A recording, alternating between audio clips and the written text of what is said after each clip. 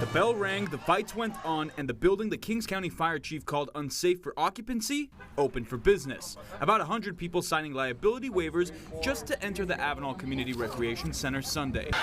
Inside, a youth boxing tournament attracting folks from all over California, including a world champion boxer. When he told us it was going to be in this building and I seen it, I'm like, oh my gosh, it's amazing. Kings County officials say the building is unfinished, lacking sprinklers, emergency access, and power. I'm like, oh, it's 80% complete. What are you talking about? They're holding this event, which is called Against All Odds. With the controversy of this week, I think it's an appropriate name. Avenal City Manager Anthony Lopez stood by the decision to hold the event and pushed back hard against the county. We've been doing all the finishing touches.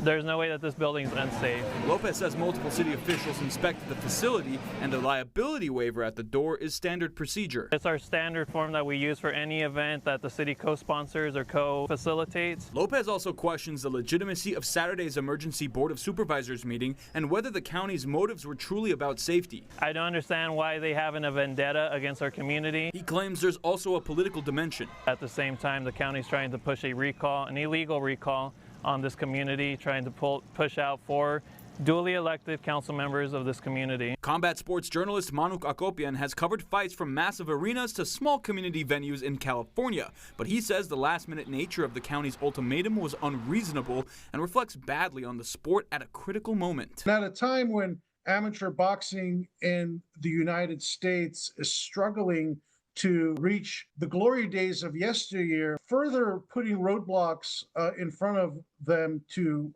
do these kinds of events, it's just not a good look. The event ended without incident, but the bout between Kings County and the city of Avenal is far from over. If the county decides to actually pull out, there will be some litigation, but we are working to accelerate our fire department to be up and running. In Avenal, Jason Taktagian, CBS 47 Eyewitness News.